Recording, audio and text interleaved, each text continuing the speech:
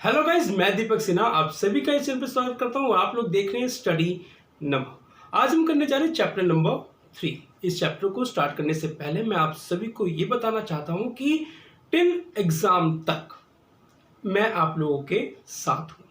आज मैं चैप्टर 3 का क्वेश्चन नंबर 1 कराऊंगा।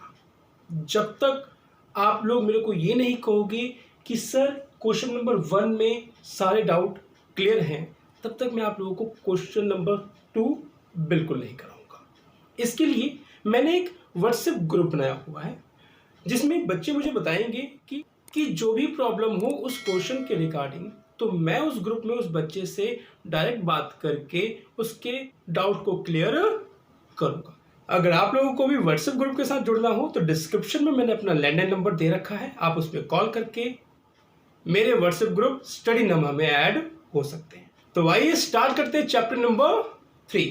चैप्टर नंबर 3 है हमारा चुनाव और प्रतिनिधि। चुनाव और प्रतिनिधि को पहले समझना बहुत जरूरी है। देखो, मैं आप लोगों को एक और बात ये बताना चाहता हूँ कि जो बच्चा वीडियो देख रहा है उन सभी बच्चों में से कुछ बच्चे ऐसे होंगे जो इंटेलिजेंट होंगे, जो बातों को जल्दी से कैच कर लेंगे। कुछ ऐसे बच्चे होंगे जो पोल साइंस का नाम सुनते के साथ ही मत्था पकड़ लेते हैं और उनको बिल्कुल समझ नहीं आता। तो मैं चाहता हूं कि मैं सभी बच्चों को साथ लेके चलूं।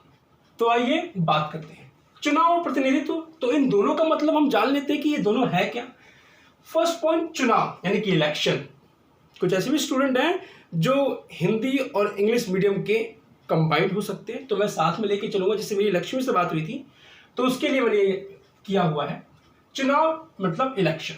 कह रहा है कि लोकतांत्रिक व्यवस्था में जनता जिस विधि द्वारा अपने प्रतिनिधि चुनती है उसे चुनाव कहते हैं। मैंने फ्रंटली लाइन बोलती, शायद आप लोगों को समझ में नहीं आया होगा। अब मैं इसको तोड़ तोड़ के आप लोगों को समझाता हूं। लोकतांत्रिक, लोकतांत्रिक मतलब जनता का शासन। लोकतांत्रिक व्यवस्था में जनता जिस विधि यानी कि मेथड द्वारा अपने प्रतिनिधि, प्रतिनिधि मतलब व्यक्ति, प्रतिनिधि मतलब कोई व्यक्ति चुनती है उसे चुनाव कहते हैं।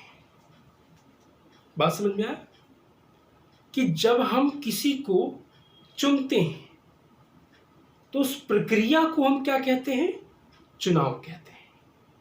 अब इस विधि को मैं थोड़ा सा एक्सप्लेन करना चाहूंगा। मैं दो प्रकार की विधि बताना चाहूंगा। फॉर एग्जाम्पल, एक स्टूडेंट है लक्ष्मी, उसके घर में वो 5 बहनें हैं। मम्मी ने कहा कि इस महीने खाना मैं बिल्कुल नहीं बनाऊंगी। उन 5 बहनों में से डिसाइड हुआ कि 1 महीने तक खाना कौन बनाएगा, और खाना तो उसी को बनाना है जो बहुत अच्छा बनाता हो। 5 बहनों में से जो सबसे बड़ी बहन थी दुर्गा, उसको घर वालों ने वोट देके चुन लिया। वोट मतलब अपना हाथ खड़ा किया कि हाँ 1 महीने तक दुर्गा खाना बनाएगी। यानी कि जब संख्या कम हो तो हम आपसी सहमति से किसी को चुन लेते हैं, मगर कभी जनसंख्या ज्यादा होती है। जैसे दिल्ली की जनसंख्या की अगर बात कहूं तो दिल्ली की जनसंख्या 2 से 2.25 करोड़ के करीब है, तो वहां पर चुनाव होते हैं। क्या होते हैं? चुनाव।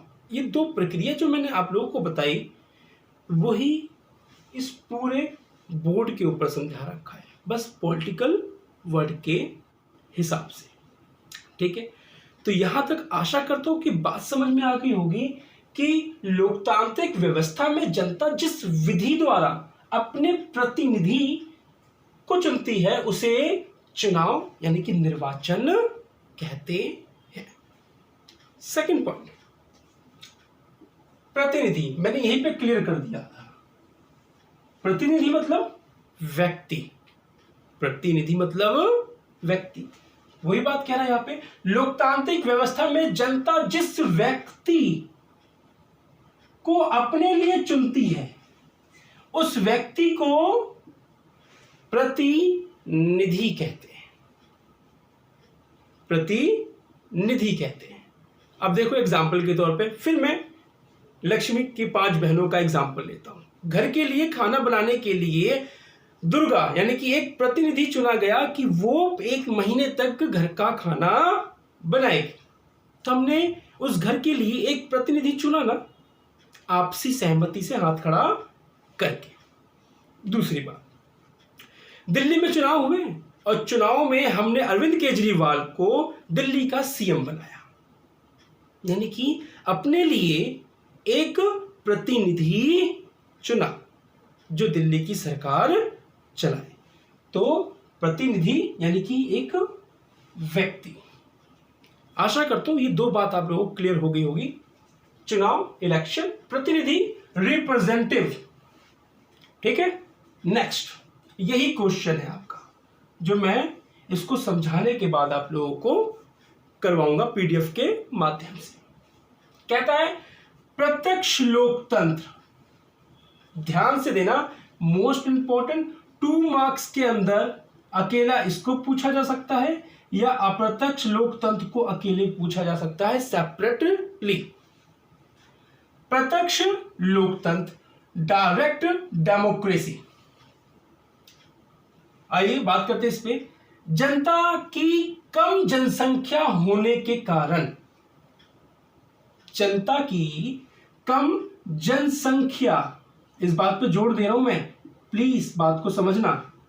जनता की कम जनसंख्या होने के कारण जनता एक स्थान पर प्रत्यक्ष रूप से एकत्रित होकर, एक स्थान पर प्रत्यक्ष रूप से एकत्रित होकर हाथ उठाकर रोजमर्रा के फैसले तथा सरकार चलाने में भाग लेती थी, उसे प्रत्यक्ष लोकतंत्र कहते हैं।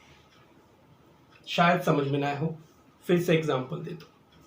यहां पे 2 बातें, जनसंख्या कम यानी कि कम व्यक्ति हो, उस स्थिति को क्या कहते हैं? प्रत्यक्ष लोकतंत्र। अब एक और एग्जांपल ले लो, संख्या कम बता रहा है ना, 40 बच्चों की एक क्लास है। मैम ने कहा कि मुझे एक मॉनिटर की आवश्यकता है। 40 बच्चों ने आपसी सहमति से एक लड़की का नाम ले लिया कि कुमकुम को क्लास की मॉनिटर बना देना चाहिए, कि मैडम अगर क्लास में ना हो तो कुमकुम इंटेलिजेंट और एक्टिव लड़की है, वो इस क्लास को देख सकती है। क्या उन 40 बच्चों ने कुमकुम को चुनने के लिए क्या कोई इलेक्शन करवाया? क्या कोई वोट डालने के लिए गए? कोई चुनाव प्रक्रिया किसी प्रकार की करी? बिल्कुल नहीं करी। एक आपसी सहमति, क्योंकि वो 40 बच्चे कुमकुम को अच्छे तरीके से जानते हैं और उन 40 बच्चों ने आपसी सहमति से मैडम के सामने हाथ खड़ा करके कुमकुम को क्लास का मॉनिटर बना दिया। यानी कि जब संख्या कम हो, तब जब हम किसी प्रतिनिधि को चुनते हैं, उस चुनने की प्रक्रिया को प्रत्यक्ष लोकतंत्र कहते हैं, क्योंकि संख्या कम है। बात क्लियर हो गई होगी शायद। सेकंड बात पे आते हैं, अप्रत्यक्ष लोकतंत्र, इनडायरेक्ट डेमोक्रेसी। इनडायरेक्ट डेमोक्रेसी क्या है कि आधुनिक विशाल जनसंख्या, ये 2 बार लिख दिया मैंने, वाले राष्ट्रों में, यानी कि पहले ना प्रत्यक्ष लोकतंत्र तरीके से चुनाव होते थे, चुन लिया जाता था जो शिक्षित वर्ग है उनमें से कि ये शासन व्यवस्था को चलाएंगे। मगर आज आधुनिक समय में एक देश की जनसंख्या करोड़ों में है। भारत की बात कर लो, 130 करोड़ की जनसंख्या, ठीक है। तो यहां पे वही बात कह रहा है कि आधुनिक विशाल जनसंख्या वाले राष्ट्रों में प्रत्यक्ष लोकतंत्र व्यवहारिक नहीं रहा। यानी कि ये व्यवस्था जो है आज के समय में व्यवहारिक नहीं रही, क्योंकि आज ऐसा हो ही नहीं सकता।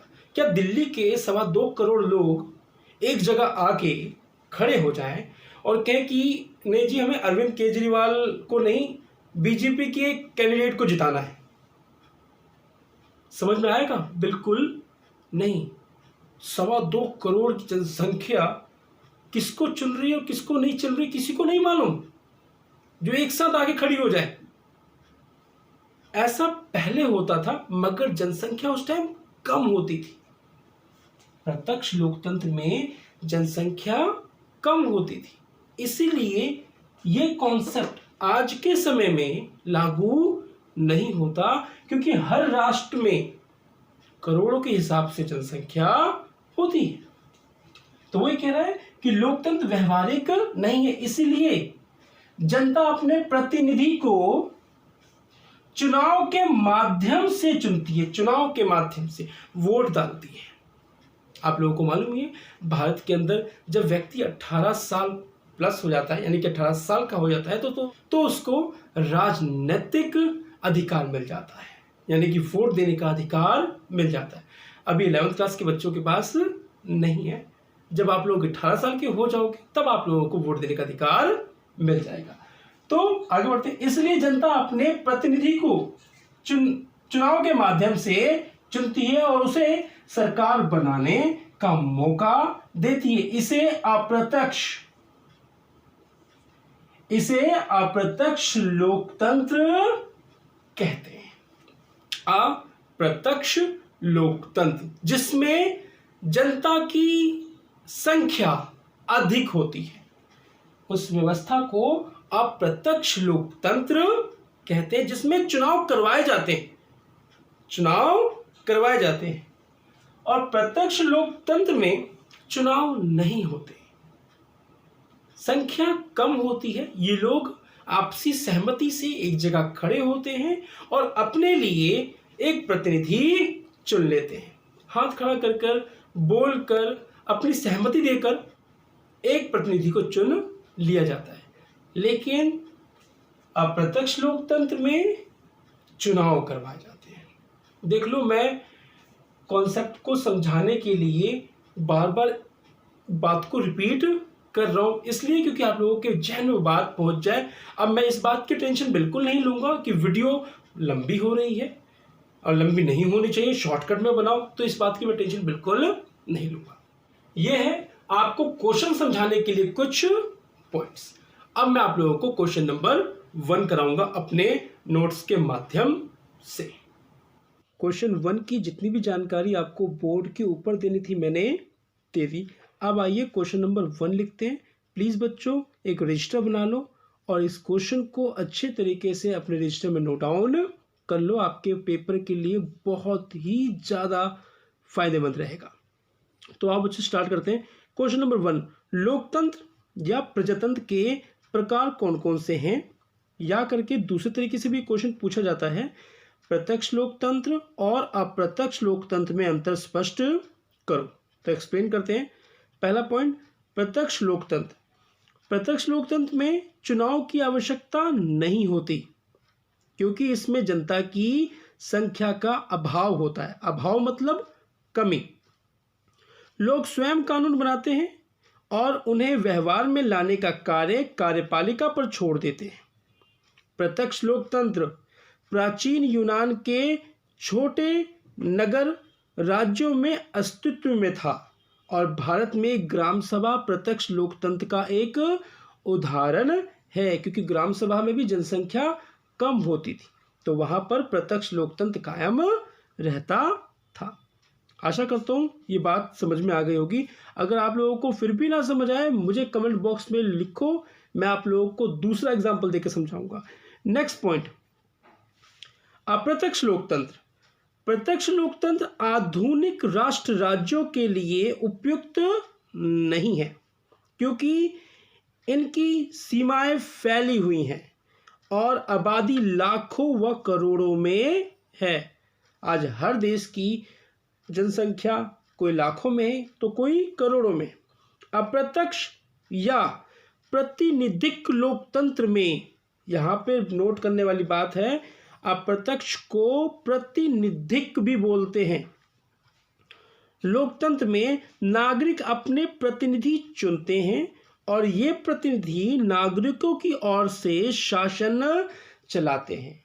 देखा, अप्रत्यक्ष लोकतंत्र के अंदर जो लोग हैं अपने लिए प्रतिनिधि को चुनते हैं और वो प्रतिनिधि नागरिकों की ओर से शासन चलाते हैं। अभी आप लोगों को वो एक छोटा सा एग्जांपल दूंगा। दिल्ली के अंदर जनता ने किसको चुना? अरविंद केजरीवाल को। तो वो अरविंद केजरीवाल आज नियम और कानून दिल्ली के ऊपर चलाते हैं क्योंकि हम लोगों ने उनको चुना है हम पर शासन करने के लिए। आशा करता हूँ आप लोगों को क्वेश्चन समझ में आ गया होगा। तो मिलते हैं नेक्स्ट वीडियो में क्वेश्चन नंबर 2 में। तो प्लीज़ अपना और अपने परिवार का ध्यान रखें। जय हिंद, जय भारत।